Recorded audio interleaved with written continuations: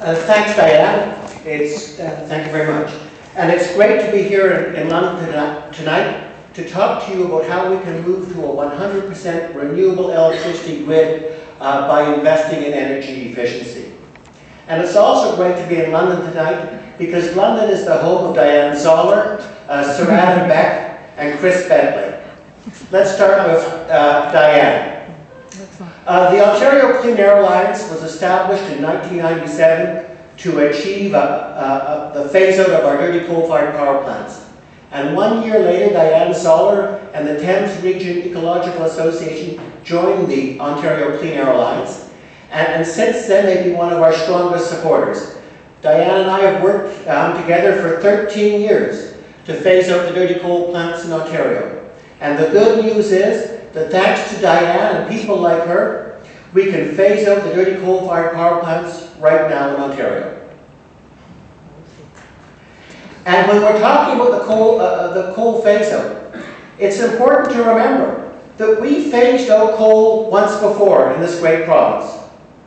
Specifically, at the beginning of the last century, Sir Adam Beck and Ontario Hydro phased out coal for the first time. And they phased out coal by developing Ontario's vast hydroelectric resources. And not only did Sir Adam Beck and Ontario Hydro phase out coal, but they created a virtually 100% renewable electricity grid for this great province that lasted for almost 50 years.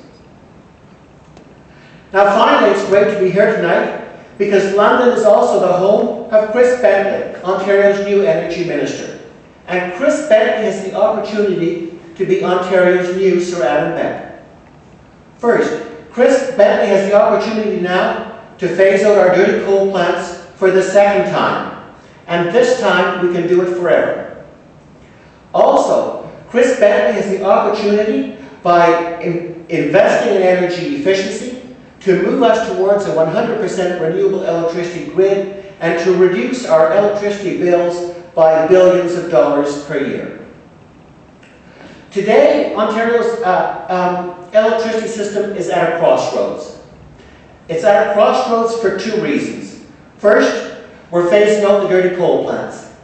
And second, virtually all of our aging nuclear reactors are coming to the end of their lives during the next 10 years.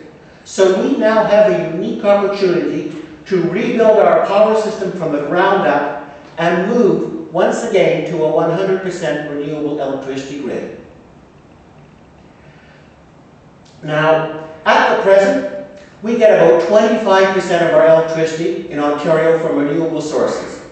And most of that renewable energy are from the hydroelectric generating stations that Sir Adam Beck and Ontario Hydro built in the first half of the last century. Now, Dalton McGuinty, he's promising, with this Green Energy Act, to increase the percentage of our renewable electricity from 25%, what it is today, to 38% by 2030. So that's an important step in the right direction. But unfortunately, Premier McGuinty is also planning to rebuild 4 nuclear reactors at the Darlington Nuclear Station. And he's planning to rebuild 4 nuclear reactors at the Bruce B nuclear station, and he's planning to build 2 brand new nuclear reactors at Darlington. Now, according to Premier McGuinty, this will cost $33 billion. $33 billion. But my friends, every nuclear project in the history of Ontario has gone massively over budget, on average by 2.5 times. So a more realistic estimate of the cost of Premier McGuinty's nuclear spending program is $80 billion. $80 billion. This doesn't make sense. It doesn't make sense to spend $80 billion on nuclear power when we've got 3 great options to keep our lights on that are cleaner, safer, and lower cost than new or rebuilt nuclear reactors. And these 3 better options are energy efficiency, stop wasting natural gas, and water power imports from the province of Quebec. Let's start with energy efficiency. As Chris mentioned, we're starting to get on the right track with respect to energy efficiency. Since 2005, our total electricity consumption has fallen by 10%. Fallen by 10% in Ontario. And our GDP has continued to rise. But we still have a huge untapped energy efficiency potential. For our electricity consumption per person is 27% higher than that of New York State. So there's still a lot more that we can do just to match New York State's level of energy efficiency. And energy conservation and efficiency is by far the lowest cost option to keep our lights on. So it's good for our pocketbooks. The cost of saving a kilowatt hour is 1/10 to 1/5 the cost of a new nuclear reactor. And energy conservation investments are the best way, or the most cost-effective way, to move to a 100% renewable electricity grid. Because energy efficiency, by reducing the demand for electricity, makes it easier for us to obtain 100% of our grid-supplied electricity from renewable sources. Now, the second best option to meet our electricity needs is to simply stop wasting natural gas. Virtually every home and building in Ontario uses natural gas to provide just one service, namely heat. And it is much more efficient to use those same molecules of natural gas to simultaneously produce heat and electricity. And that's what combined heat and power plants do. And as a result, they're very energy efficient. Combined heat and power plants can have an overall energy efficiency of 80 to 90%. And because of their high efficiency, they're a low-cost source of supply. The cost of electricity from a combined heat and power plant is 1/3 the cost of a new nuclear reactor. And the good news is that Ontario has a huge potential for combined heat and power. Our combined heat and power potential is equal to the total capacity of our existing nuclear reactors.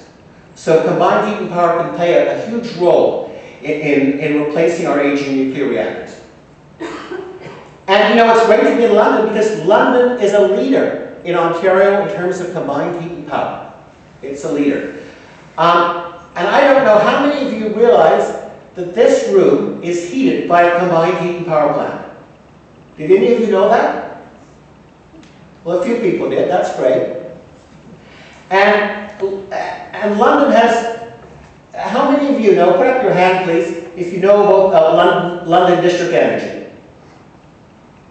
Okay, well we're in a good audience then. London District Energy, it has a combined heat and power plant. It's located by the London Free Press building.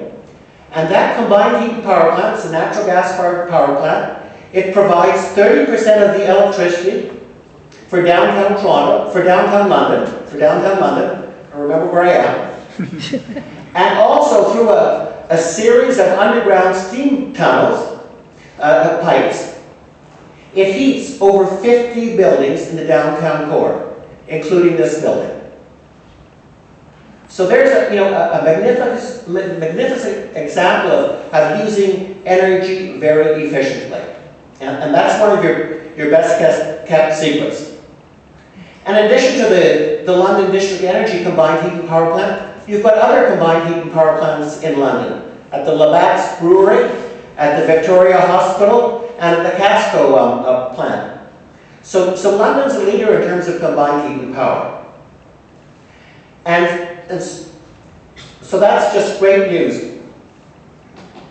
And combined heat and power plants, again, by having buildings and factories generate some of their own electricity, it again reduces the demand for grid-supplied electricity and makes it easier for us to move to a 100% renewable electricity grid where all the electricity coming in from the electrical wires to your home or your building comes from renewable sources.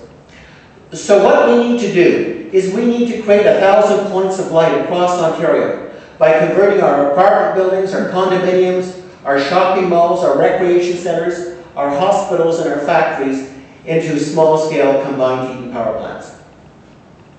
Now, so combined heat and power is a great transition option to help us replace our aging nuclear reactors and move to a renewable energy system.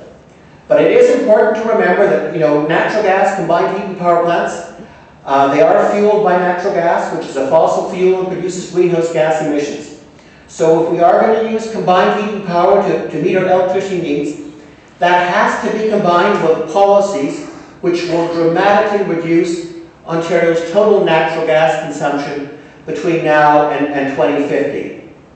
And the good news, that's a win-win proposition for Ontario, because policies to conserve natural gas will also reduce our energy bills and reduce the outflow of Ontario dollars to Alberta to purchase natural gas. Now, in terms of renewable energy, by far our lowest cost source of renewable electricity are water power imports from the province of Quebec. Water power imports from Quebec can provide us with renewable electricity at 1/3 the cost of a new nuclear reactor. But unfortunately, we're not fully exploiting our water power import potential.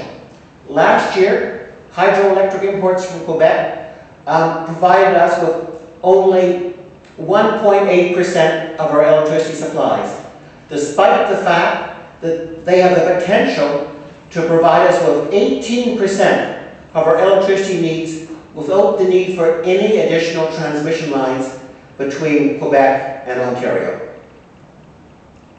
But I want to make clear that while we are very strong supporters of water power imports from Quebec, we are not advocates for new hydro dams. We do not support the construction of new hydro dams. So it's important to remember that at the moment, Quebec exports about 12% of its electricity.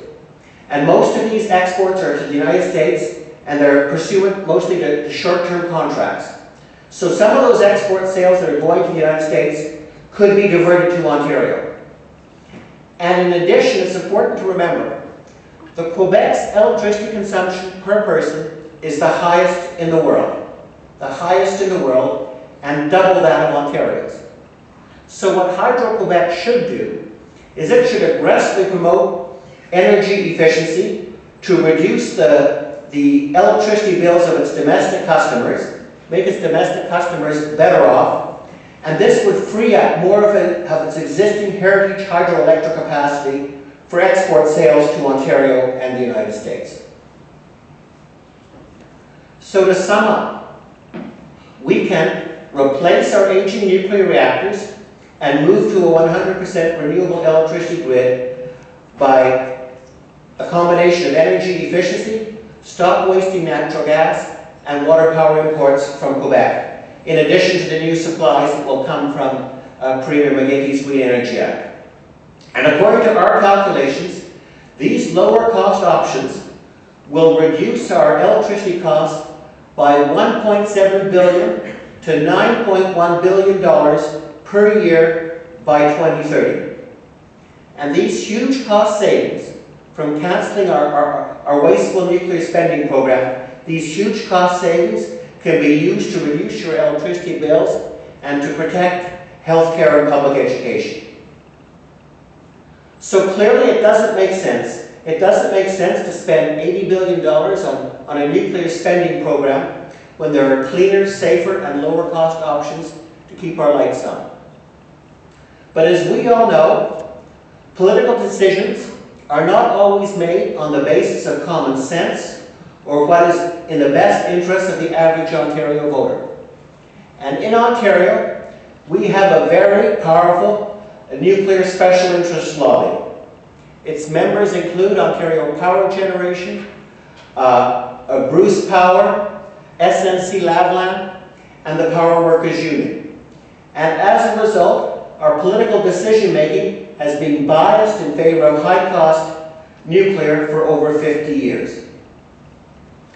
So in order to move to a 100% renewable electricity grid, we need a new Sir Adam Beck. We need a politician who will have the guts to say no to the nuclear special interest lobby. And we need an intelligent and strong political leader who will aggressively promote energy efficiency and water power imports from Quebec to move us towards a 100% renewable electricity grid and to reduce our electricity bills by billions of dollars per year. My friends, we need to work together to persuade Chris Bentley to be our new Sir Adam Beck. Thank you for your attention.